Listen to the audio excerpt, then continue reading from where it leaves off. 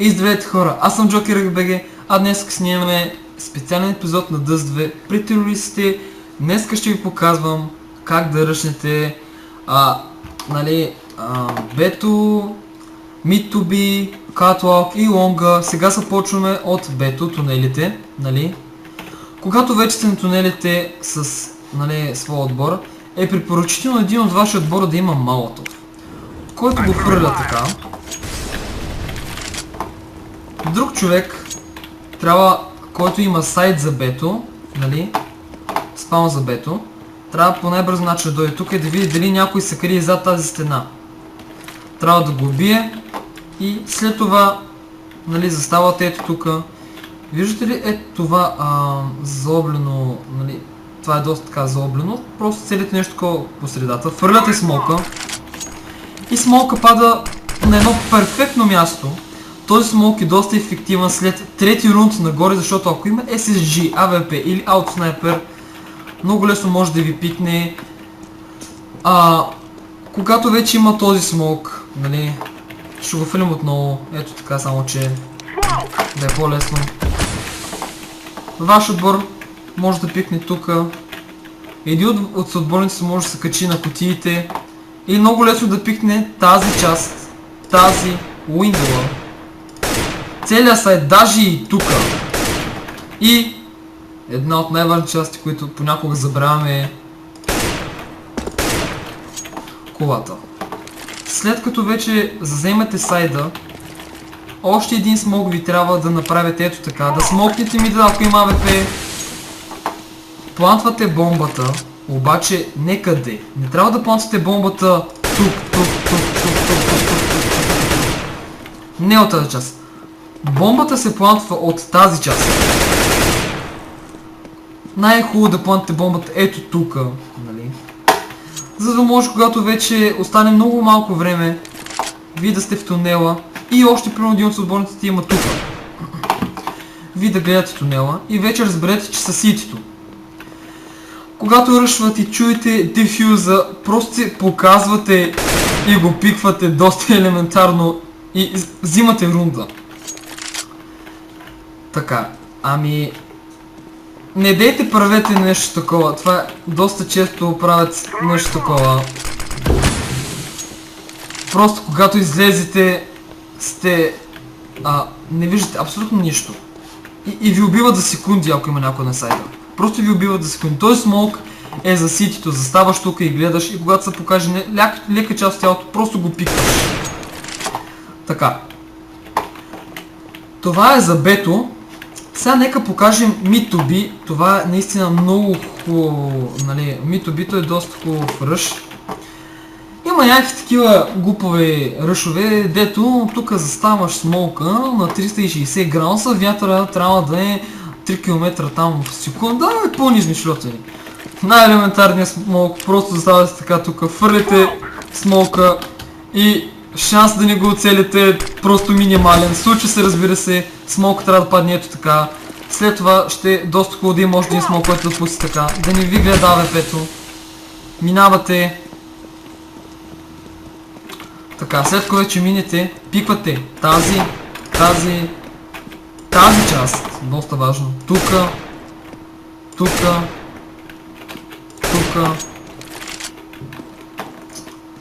Това е за кетуалка.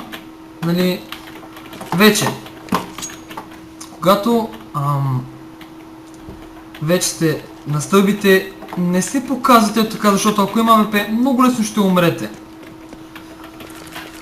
Така, взимате един Молотов, хвърляте го и само наблюдавайте.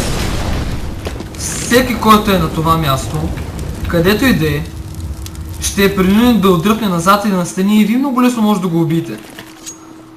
Когато рушите сайда, просто трябва да дойдете тук, нали, там да хвърляте един смок, нещо такова, за да може хубаво да влезете и леко от тази част пиквате, ако има АВП.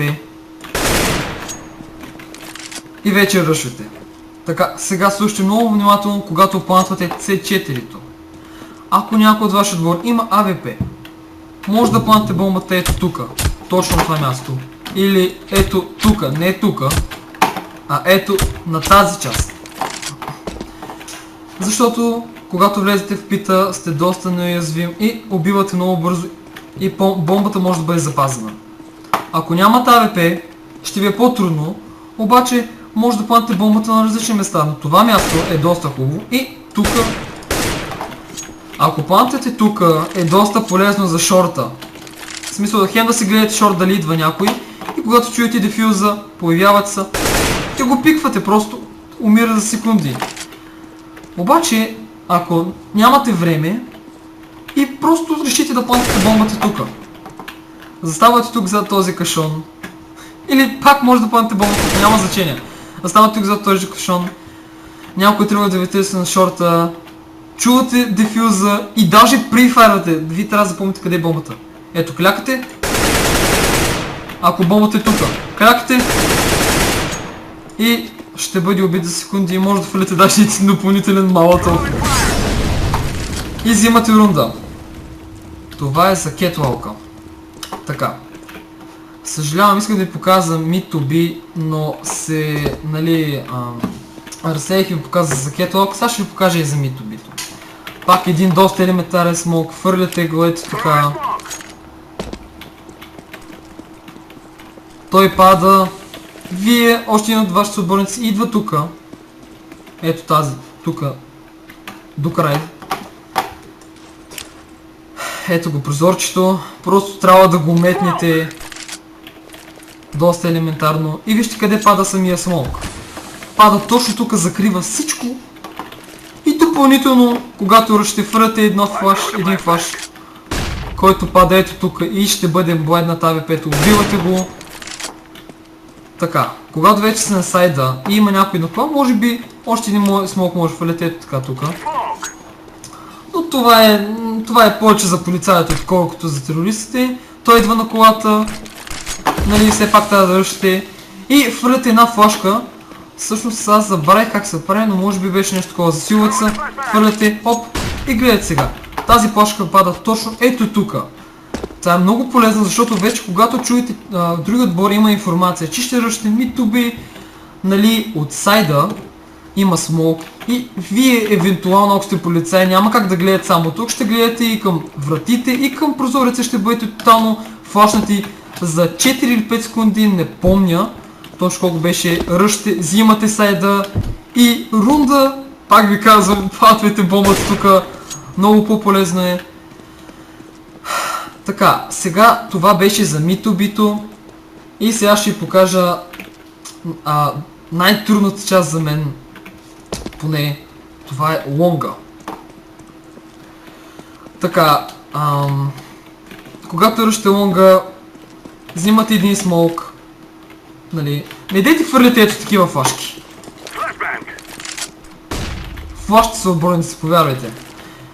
Сега, заставате тук и ето го прозорчето. Когато го няма това, просто по средата слагате мерника, хвърляте смолка и смолка пада идеално. Когато има АВП тук, то пречи тотално. Просто му пречи и няма как да ви убие.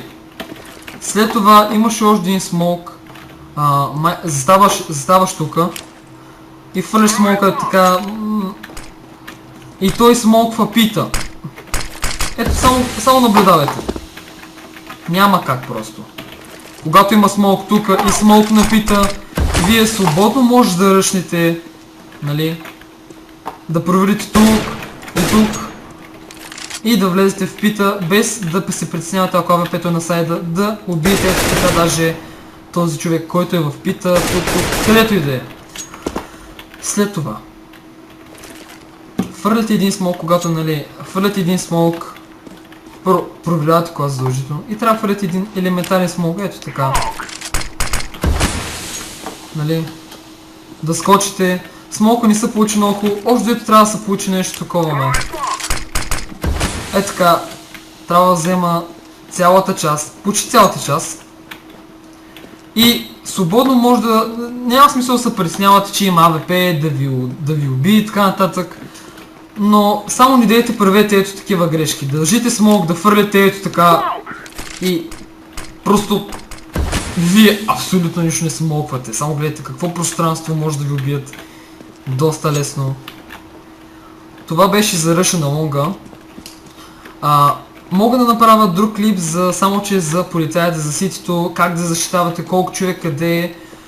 Така, ако ви е харесал клипа и искате да има втора част на Dust 2, в който ще ви покажа за ситито, как да вземате позиции, какво да правите, този клип да събере поне 15 до 20 лайка. И ако ви е харесал този клип, може да сабскрайбнете, цъкнете бутончето. Аз съм Джокер БГ и до скоро!